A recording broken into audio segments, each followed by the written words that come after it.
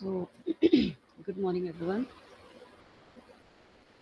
Today, in operating system, we'll be moving forward with the other set of concepts. Interview of this topic, the introduction of this topic, I have already given in the last lecture. In lecture number 3, we have already discussed this concept of scheduling, where I have told you that as such, the operating system is the manager of your device, is the manager of your system. So this operating system has to take care of all the things a lot, out of which, if we talk, the very first objective, the very first thing that it has to take care of is the processes. Whatever processes are running inside your operating system, they are always taken care by operating system. Now, in what context I am talking about the taking care of processes? That means that whenever a process is there, right from the creation of a process, the processes are always created in operating system, and they are always dismantled, or like they are destroyed inside the operating system. So right from the beginning, right from the birth of of a process, your operating systems comes into the picture. So right from its creation to its destroying, operating system is the only one which is managing the processes. Like, once the process gets created, to allot some kind of ID to it, then provide all the resources which your process is requiring. That is the job of operating system. Afterwards, once the resources are provided to your operating system, it gets ready for execution. So even this is the job of operating system, to put your process inside the waiting queue. That is the priority queue. I've told you one data structure which is called priority queue is used for the scheduling part. It is a priority queue where all the ready processes means the processes which are done with those resources, they are only waiting for the CPU to get processed. So all the waiting processes, all the ready processes are always put inside the priority queue, and according to their number, according to their turn, or say according to their priority or preference, they get their chance to get run.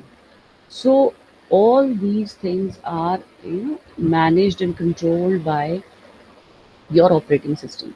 So we have seen the whole scenario, how come scheduling is done, and how process schedule all the processes, how and when the scheduling is applied, what all are the types. We have seen the preemptive scheduling part, we have seen the non-preemptive scheduling part, we have seen.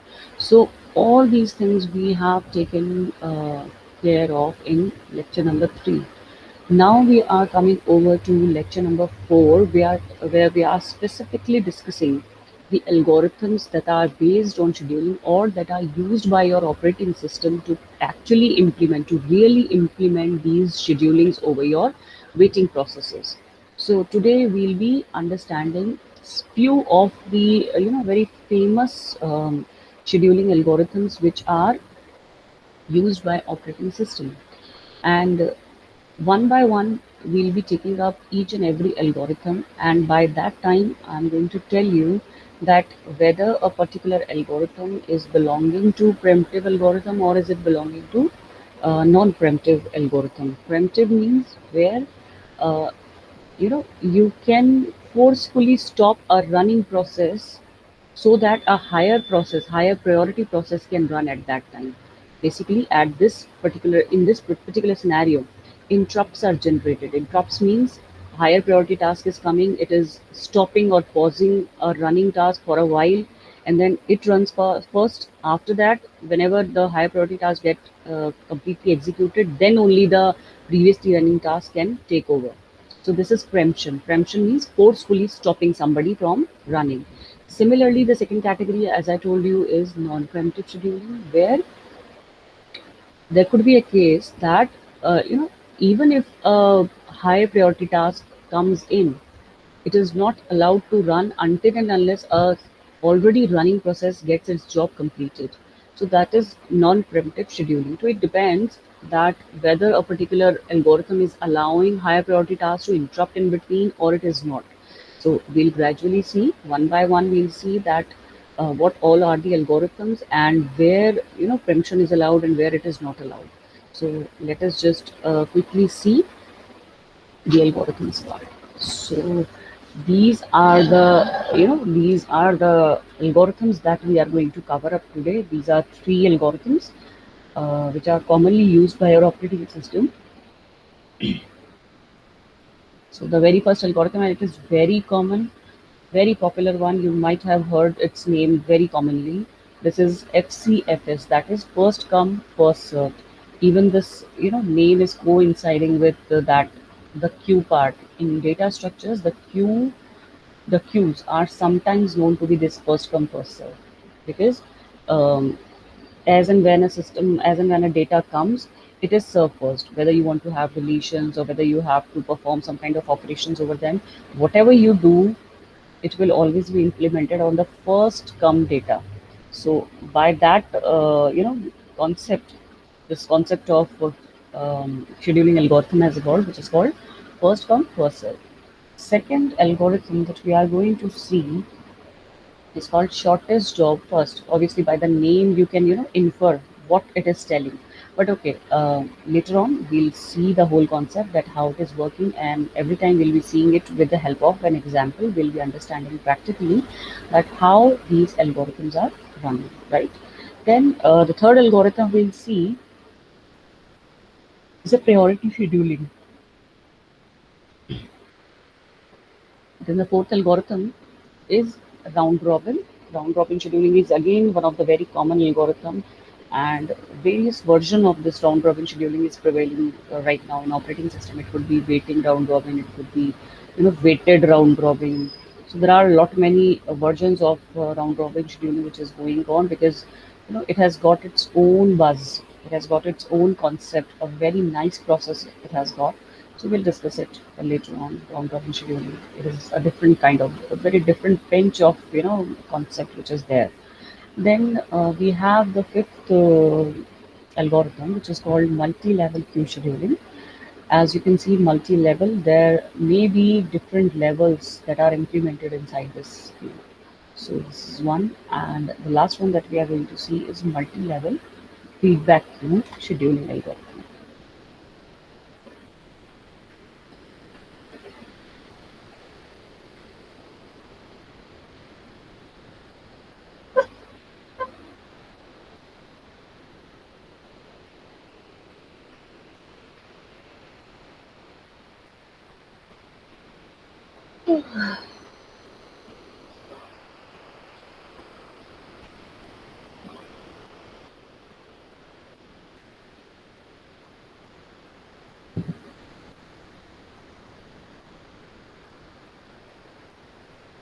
Okay, so let's move further. So the very first algorithm that we are going to see is first come, first served. That is shortly known as FCFS. Okay. Now understand what this algorithm does and how it run the process. So let us take it point wise. The very first point says simplest CPU scheduling algorithm. As I told you, see, this is a very clean, very neat algorithm, very simple one, no complexities included in this algorithm. It is very simple. By the name itself, you can judge what sort of concept, what sort of process does it apply. So it is very simple one where no complex procedures are there. It is very simple. Whatever process are coming in the queue first, they will be processed first. They will be executed first. No priorities, nothing is included in it. Okay. Now, the process that requests the CPU first is allocated the CPU first. As I told you, first come first serve means, let us assume that if there is a queue which is completely empty, or let's say it is not completely empty, let's say your process, whatever process you are right now going to make up, let's say that process grabs the third position in your queue. Now in that case, your process will be executed third in a row, right? So here it is as simple as that. Whatever index number or whatever number, whatever turn your process is taking, your uh, your process is taking, whatever space your process is taking, it will always get executed at that particular moment, at its turn. Like if it is, it is on the first number, it will be executed first. If it is on the 10th number, it will be executed on its turn, like 10th time. Whenever it is 10th time, it will be executed. So the execution of every process depends on the turn, and all these things is managed by the FIFO. As I told you, obviously, your scheduling algorithms always use queue for such kind of thing, but here specifically there is no special kind of queue, because even at the basic note, your queue, a normal queue, has got the same concept, that whatever data first comes in, it is the first to go out, or it is the first to get operated first. So this whole process, this whole algorithm is executed, or it is maintained by a FIFO queue. Okay.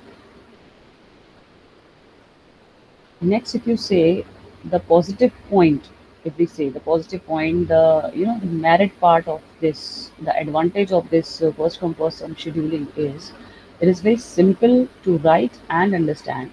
It is very simple to write. Obviously, when you want to write some kind of algo, if I ask you to do so, you just write that what does this algorithm is doing. So it is very simple to just write in your own terms, write in your own language, that what exactly your algorithm is doing here. So this is very simple to write, and it is very easy to understand that once a process is getting inside, uh, at whatever point it is, at whatever position it is, it will get run after that position only. So it is very simple to do. Then, if you say about the demerit of this scheduling algorithm, then you can say that the average waiting time under the FCF policy is often quite long. Now understand what is average waiting time here, what we are talking about. Let's say, because this algorithm, as simple as that, it is not considering the execution time of each and every process.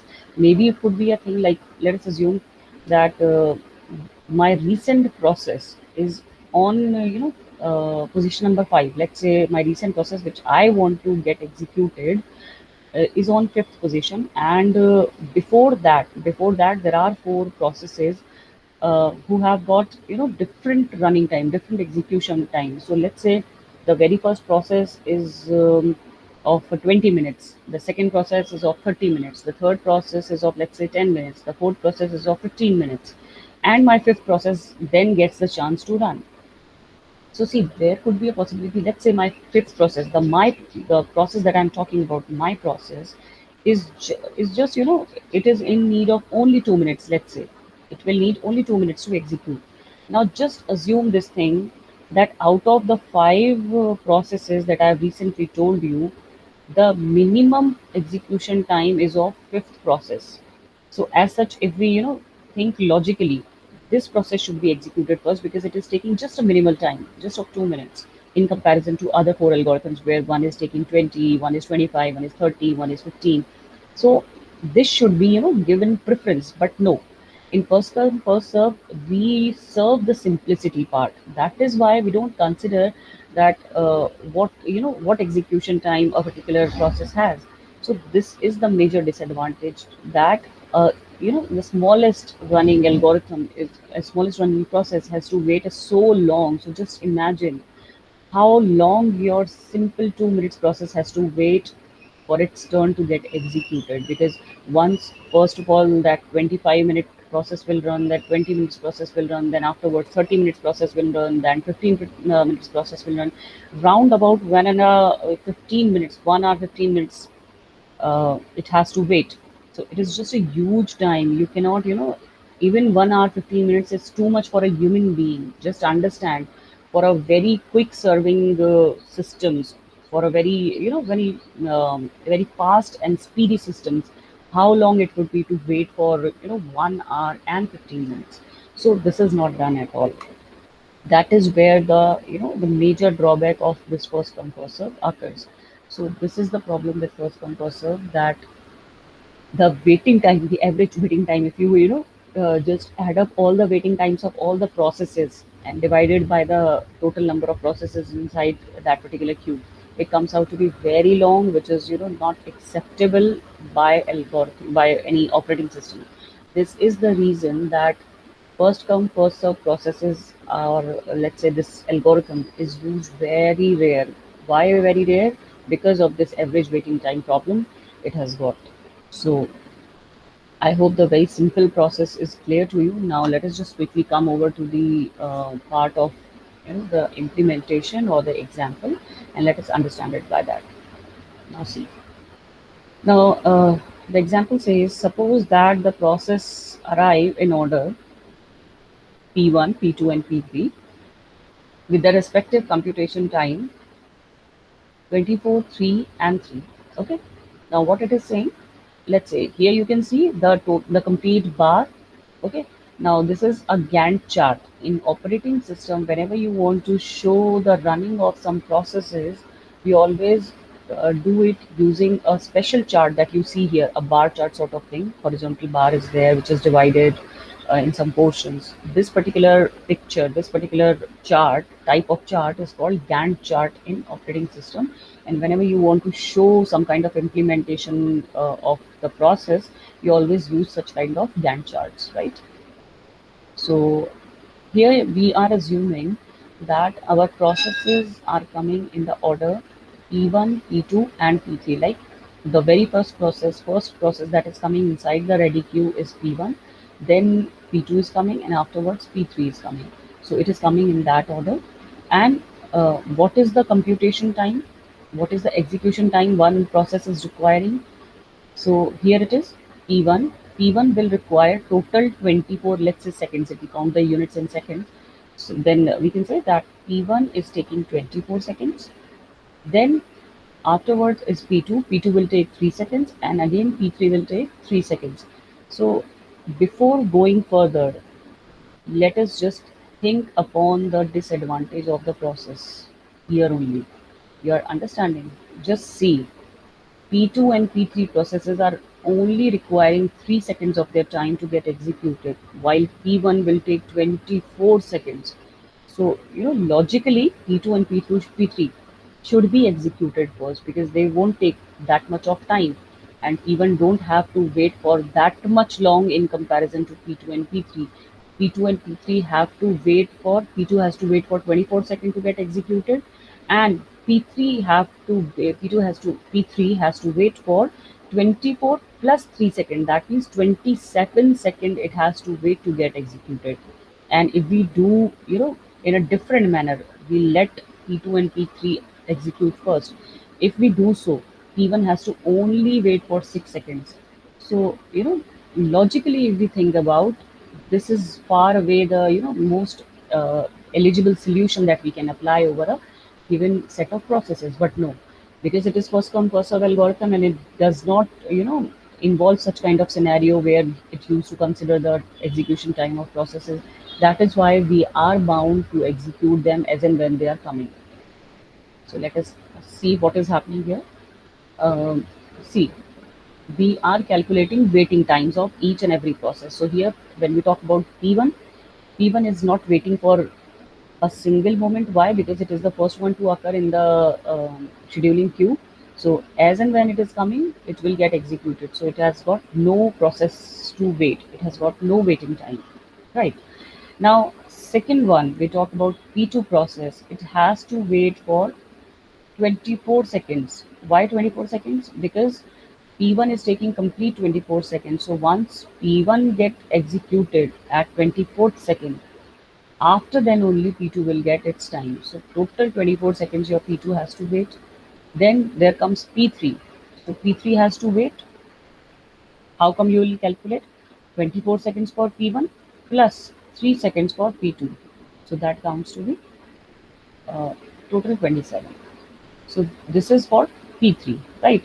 Now, if we add all of them, 0 means for P1 it is 0 seconds, then for P2 it is 24 seconds, and for P3 it is 27 seconds. So we'll be adding them up because it is the separate waiting time of all the processes, and we are going to divide it by 3. So on an average, a single process has to wait for 17.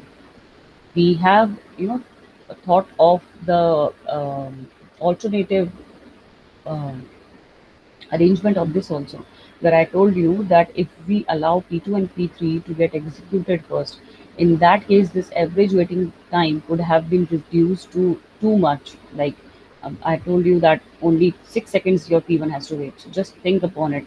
How how importantly and how drastically we have changed the average waiting time in the solution case where we allow P2 and P3 to execute first. So this is the scenario. So I hope this one is clear to you. You have understood how first come first serve is running, and even you have understood the merit and the demerit part, that where your first come first serve is lacking. It is very superb in simplicity. It is very simple. It is not considering anything. It is a non-preemptive scheduling. However, first come first service is, you can find it in both the scenarios. There could be preemptive one and there could be non-preemptive one. But here we are considering it as a non-preemptive scheduling algorithm where no process can preempt any other running process. So that is the reason that it is very simple to write and understand, but the demerit you have already seen here, that it is giving too much average waiting time. It is very long for a short running process to wait for a long running process to get executed. So this is about the first one, first serve algorithm, and I hope this one is very clear to all of you. Okay. Now let's take another.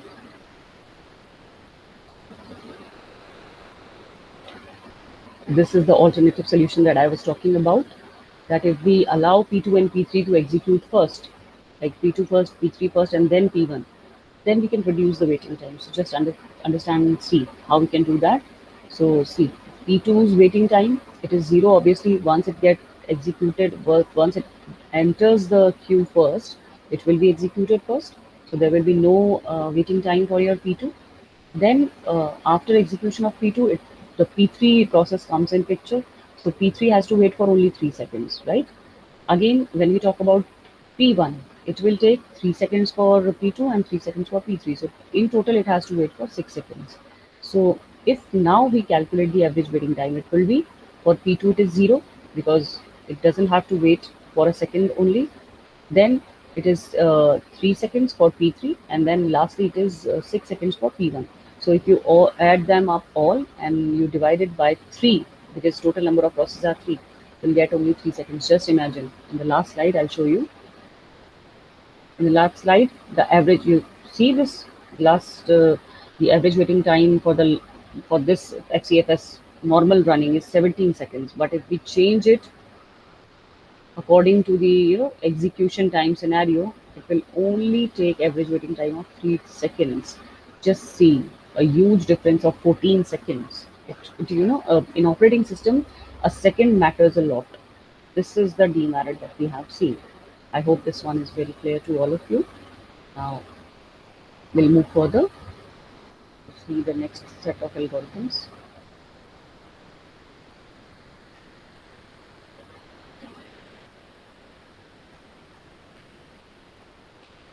So here are some of the characteristics and some of the points that are there with FCFS. See, FCFS is non-preemptive. As I already told you, the scenario that we have seen is a non-preemptive version, which says that once a process is running, you cannot you cannot interrupt it in between, you cannot pause it in between, and you cannot run any higher priority process. Then second one is, it is not good for time sharing systems where each user needs to get a share of CPU at regular intervals. In time sharing system, what happens is every process which requires CPU, we give a equal running time to all of them. So first come first serve is not suited for them, because you have seen this thing that it has not got any kind of equality version. Whatever process needs, whatever execution process any process is needing, it is giving that one. It is not distributing the time in a very biased manner. That is why we cannot use it, right? Then again, a very important concept comes in, which is called convoy effect.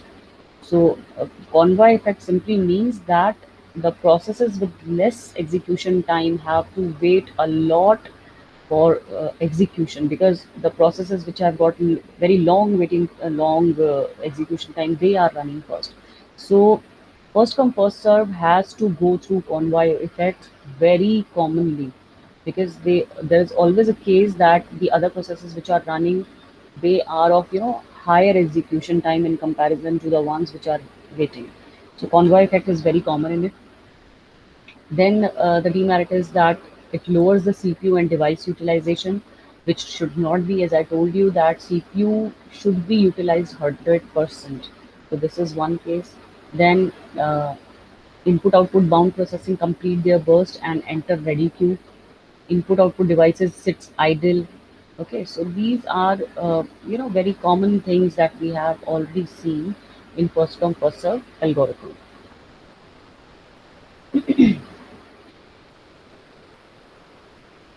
Now, the next algorithm that we are going to see is shortest job first, or in short, we call it SJF. Okay. Now, that is, even by the name, you can understand this. Now, but let us go one by one with the point. So it is called shortest next CPU burst algorithm as well. The second name, the alias, it is also known as shortest next CPU burst algorithm. Why we are saying this? Let us just understand. This algorithm associates with each process the length of the process next CPU burst. Now see, what is the burst time actually? We are very commonly using this word again and again in first come first serve also. You have seen this, that we are basically using burst a lot of time. Burst means the time taken by your process to wait plus to execute. That is its total burst time. So every process has got its own burst time, where for some moment of time it is waiting for the CPU, and for some time it takes for the execution. So waiting time plus execution time counts to be your burst time. Okay. So see, if the next CPU burst of two processes are the same, FCFS scheduling is used, right? First come first serve scheduling is done. So let me tell you quickly now the concept of this shortest job first algorithm. In very simple terms, what happens in shortest job first algorithm is that, see, as I told you, in FCFS there was a demerit that it doesn't take up, or it doesn't doesn't take up the concept of shortest execution time of any processes. It only takes up the process which is coming as and when it is executing it. Here in shortest job first, we execute only that process, only that job first, which has got the shortest time. What is shortest time?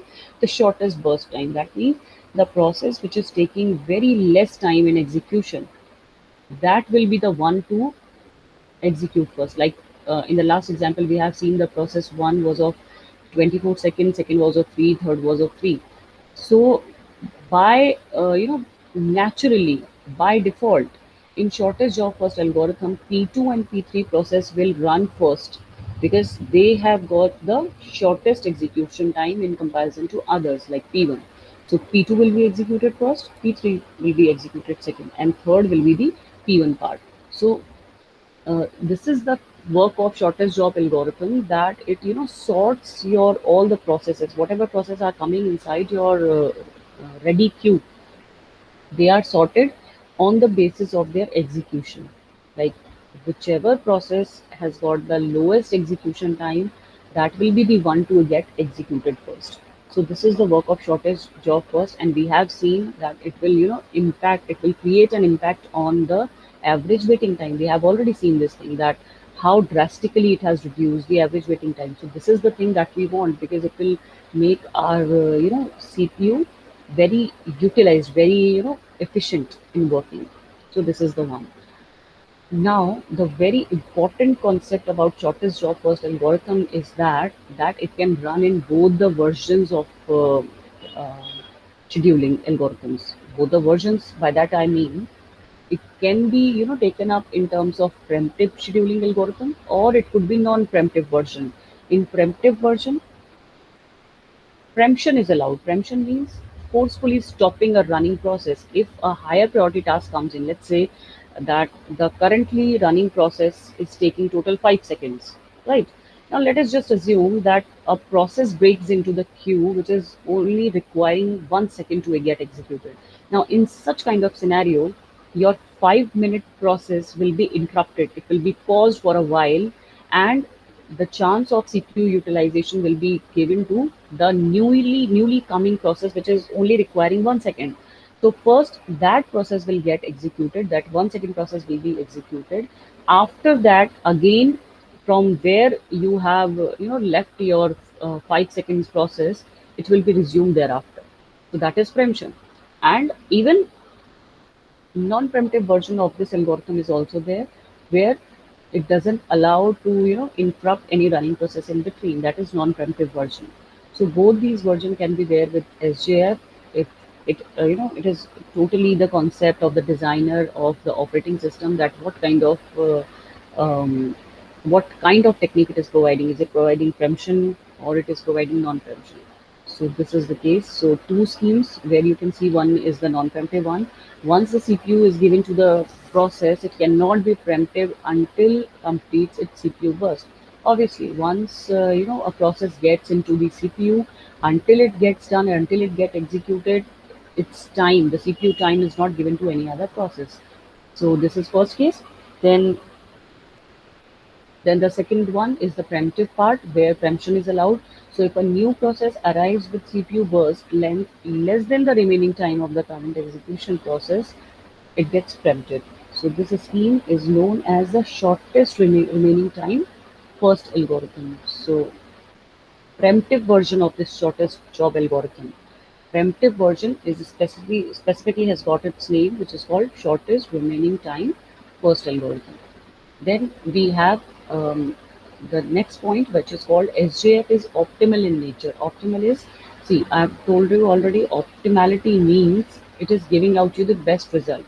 So it gives minimum average waiting time for a given set of processes. That is the best part that we have in scheduling algorithm. If a process has to wait very little, that is the only key criteria of identifying that whether a particular scheduling algorithm is efficient or not.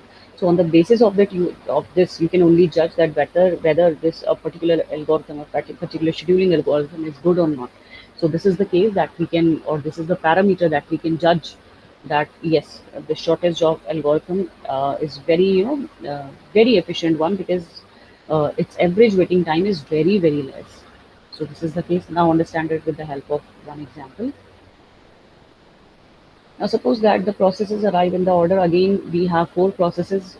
The first process that comes inside the queue is P1, then P2, then P3, and P4. So P1 will require 6 seconds, P2 is 8, P3 will take 7, P4 will take 3 seconds.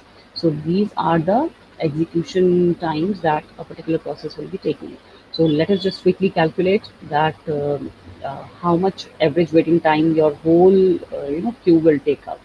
So as you know, I have told you that shortest job first, once it gets all the processes, it first sort all of them on the basis of their execution time. So according to that, if I sort, the lowest execution time is for P4, that is 3 seconds. So P4 will be the first to get executed. So you can see the Gantt chart. The very first process that is running is P4 because it has got the lowest execution time. So again, if we calculate the waiting time, so P4 is not waiting for a single second. That is why it has got 0 second to wait. Then secondly, after 3 seconds, the lowest execution time is 6 seconds, which is of P1. So after P4, just see in the Gantt chart, you are seeing P1 is running next. So P1 is there, right? Now, as you can see, P1 has waited for 3 seconds before execution, because P4 was running for 3 seconds. So P1's average waiting time is 3 seconds. After that, 7 seconds is the lowest time for P3. So after P1, we'll execute P3 first. So for P3, how much time it has taken? 3 seconds for P4 and 6 seconds for P1. So in total, 9 seconds. So P3 has to wait for in total 9 seconds, which comprises of P1's execution time and P1 execution time. So this is P3. And at the end, we are going to execute process number 2. That's execution time is 8 seconds. And In total, it has to wait for 3 seconds for P4, 6 seconds for P1, and then total, 7 seconds for this P3. So in total, if you calculate all three, this 9 and this till 16, it has to wait for total number of 16 seconds. Gantt chart is that is why easy that you can directly tell that how much seconds it is taking. So P2 will have to wait for 16 seconds. Now, if we calculate the average waiting time by adding 0 plus 3 plus 9 plus 16, you'll get total waiting time to be 7. Now, just see, there were four processes which were, one is 7, one is 8, one is 6, but still the average waiting time for all the process comes out to be 7, which is very low. If you compare it with FCFS, we have seen with the three processes only, it was too much long, and in comparison to that, you are getting very very low waiting time. Okay, so this is the beauty of this algorithm, that it takes up to less time.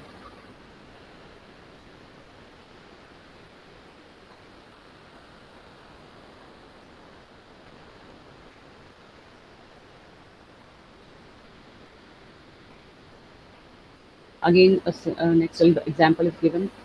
Again, the order of the processes are P1, P2, P3, and P4 with running time 8, 4, 9, and 3. So here,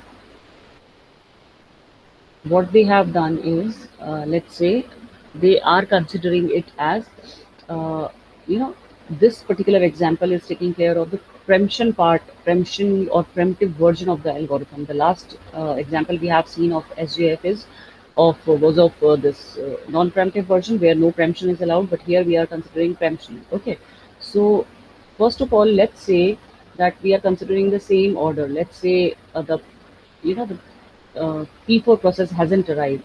So in that case, I'm just going to give it to P1. So P1 is going, and after just 1 second, P2 arrives. Let's say P2 arrives, and as soon as P2 arrives, we see that it is of only 4 seconds.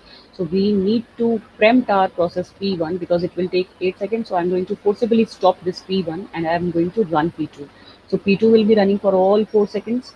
Afterwards, as soon as it's completes its execution, P3 comes into the picture. Sorry, this P4 comes into the picture where P4 is only requiring 3 seconds. So I'll let this P4 run once, and once this P4 gets run completely, then P1 can resume, which was forcibly stopped by P2.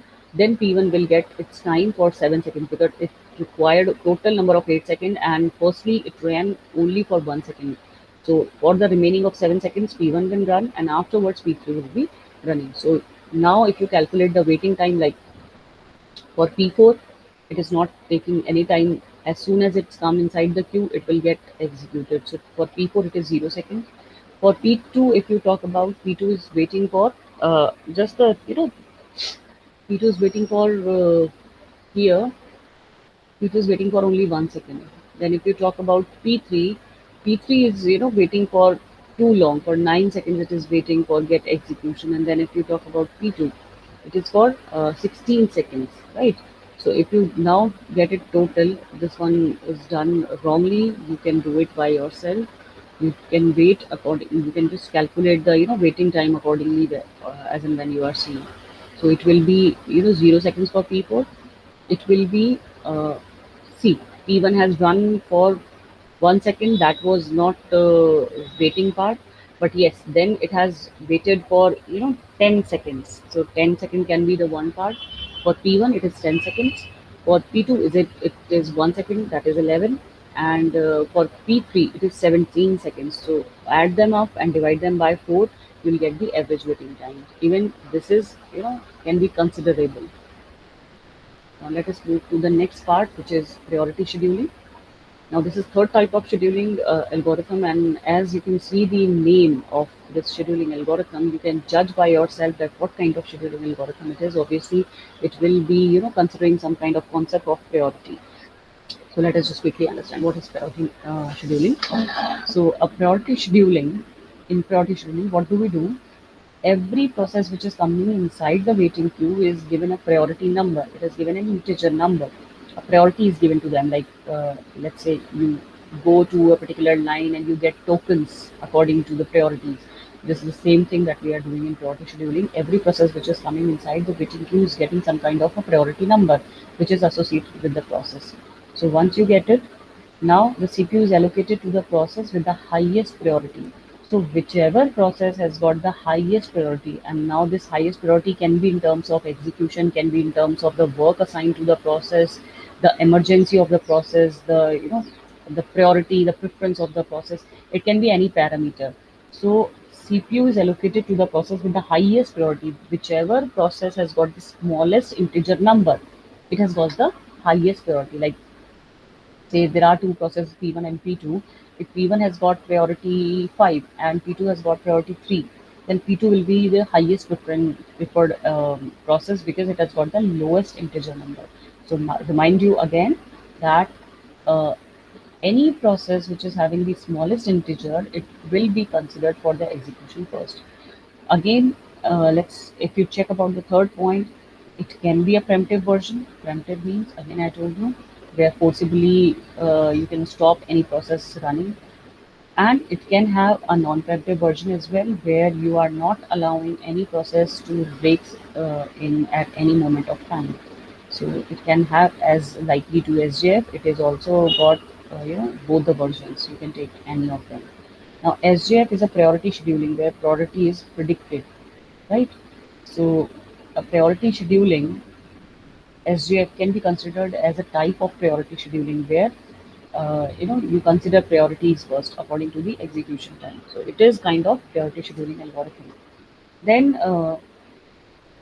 the problem here is of starvation. Starvation means that a process may wait for a infinite number of time, may wait for an infinite duration of time to get executed, but even after that, it has not got the execution part. It has not been allotted the CPU. So this is called starvation, where a process is all the time waiting for the CPU to get executed, but the CPU is not allocated to it. So this is a major problem with the priority scheduling. Then the next demerit is of solution aging. As the time progresses, it increases the priority of the process. Obviously, if the process has to wait a lot, the priority of that process will get increased by that time. So these are some of the demerits of your scheduling algorithm of priority scheduling. Here is the example. We have processes from P1 to P5. The burst time is given already, execution time is already given, and the priority is assigned to each and every process. As you can see, the very first priority is given to P2 on the basis of some parameters. Let's say we don't know on what ground, on what parameters the priority has been assigned by the CPU, but let's say the priority has been assigned. So as the priority of P2 is first, it will get executed first. Then the second priority is of P5, we'll execute P5, then P1, then P3, and then P4. So this is the priority that we have assigned, and you can see the Gantt chart, how they are running. So in total, the complete five process have taken total 19 seconds in complete running. So in total 19 seconds, all the five processes have been executed. So this is priority scheduling, as you can see how it is running. Next, we'll see round robin scheduling. Now, see, in round robin scheduling, what happens is you can understand it like this, that the some of the children are sitting in a round manner, and turn by turn they are getting their chance to speak something, and the time for speaking is given equal. Like every kid will take or every kid will be given 5 minutes to speak something about them. So after 5 minutes, whatever you have, you cannot speak about that. Whatever content you have, you cannot speak, because after 5 minutes, the chance will be given to the next student. So this is the case with round robin scheduling algorithm, that each process gets a small unit of CPU time, which is usually called quantum. So quantum is the equal piece of time which is given to every process waiting inside the queue. Usually this quantum can be, it can vary from 10 milliseconds to 100 milliseconds. After this time has elapsed, the process is preempted and added to the end of the ready queue. Let's say 5 seconds is given to every process. but a process needs total 10 seconds to execute. So after execution for of 5 minutes, 5 seconds, that process which require 5 more seconds to execute, it will be added up in the last of the queue. So once the other processes which are waiting behind it, they will get their 5 seconds of quantum. After that, T1 will again comes into the picture, and for the rest 5 seconds, it will run to get fully executed. So this is the process of round robin scheduling. So if there are n processes in the ready queue and the time quantum is q, then each process gets 1 divided by n of the CPU time in chunks of at most q time units at once. So no process waits more than n minus 1 q time units. Okay. Now, if we talk about performance, see, if the queue is very large, first out criteria can be used. First in, first out means again first come, first served basis. And if the queue is a small, queue must be large with respect to context switch, otherwise overhead is too high. See, context switching is a process where uh, you know an executed part or the executing process is again taken up to the secondary memory for saving or for storing for a while, and again it will be taken up or fetched from the secondary memory to get executed in the RAM. So this is called context switching, where you are again and again transferring your process from main memory to secondary memory and from secondary memory to main memory. So this is called context switching, and this context switching always takes up too much time to execute the process. So this should be less. Okay, so this is your round robin scheduling. Next comes in the multi-level queue scheduling. Now in multi-level queue scheduling, ready queue is partitioned into two separate queues. One is the foreground, which is the interactive one, and one is the background, which is the batches of the processes. Each queue has its own scheduling. What type of scheduling it uses? The foreground scheduling. The foreground, the partition of the queue, the foreground queue which is there, it always implement round robin scheduling, and the background, the batch wise, it will always schedule, or it will always take use of first come first served scheduling algorithm. Now, scheduling must be done between the queues. Fixed priority scheduling, that is that serve all from foreground, then from background. That is a fixed procedure that it uses. This is the reason that sometimes a starvation condition can arise. I told you what is starvation condition, so there could be a starvation condition. Then time slice. Time slice means the quantum, which we have seen in round robin, equal amount of time which is given to every process to get executed. So even the time slice is provided here. Each queue gets a certain amount of CPU time which it can schedule amongst its processes. That is 80% to foreground in RR and 20% to background in first come first services. So even that can be used. Then multi-level queue scheduling, we have seen this already. So I hope this is all about the scheduling algorithms we have seen today. That was first come first serve. We have seen SJF, shortage of time scheduling algorithm. That we have seen priority algorithm. Then we have seen round robin scheduling. Then multi-level scheduling.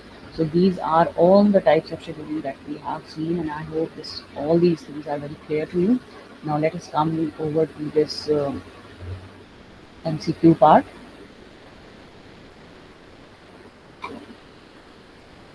So here are the MCQs. Please just go through these MCQs and understand what is going on here.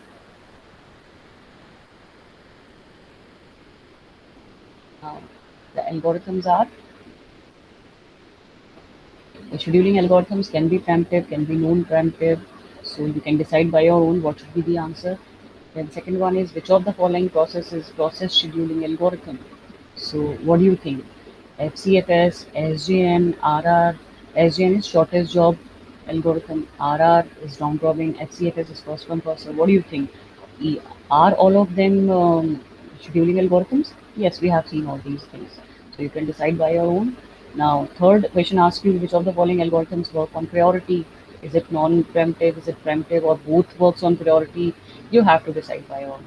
So I hope this one is clear to you. Just note down your answers anywhere on the paper so that it will be clear to you. Then, which of the following is false regarding first come first serve? Which is the false concept about FCFS? FCFS performance is very high. Average waiting time is high. Its implementation is based on PFOQ. FCFS is easy to understand and implement. I hope this is very clear to you. What should be the correct answer? Then the shortest job next is also known as bad job. or advanced job or shortest job first? SJF we have already seen. So I hope this is very simple. Sixth question is also very simple. It is asking for the non-preemptive algorithm. You can tell which non-preemptive algorithm it is. Then the seventh question is, in round robin scheduling, each process is provided a fixed time to execute. It is called, we have seen what it is called. We can call it time slice and even we call it quantum. You can see from here. Okay. Now the last three set of questions are, which of the following is preemptive scheduling algorithm? You can see which one is preemptive, where interrupts are allowed. One process can interrupt another process from running. Then, which process is used to save states of preemptive processes? Is it context switching, or is it quantum, or it is process periods, or it is dead jobs? You can easily answer that. This one is clear to you, I guess. That is always the quantum part, right? And then the last 10 question says, in priority-based scheduling, if processes have same priority, then which scheduling algorithm is used? Let's say I told you this, that we are considering a priority-based scheduling where the process which has got the highest priority will get the execution time first. But let's say two processes are coming one after another and both have got the same execution time. That then out of them, which one is given the highest priority? So obviously in that case we always use FCFS, first come first serve. Whichever has come first, we'll assign the time to it. So this is all about the MCQs today. Please go through the concepts of scheduling algorithm that we have seen, and later on we'll go through other set of concepts of operating systems. Till then, thank you so much and keep learning.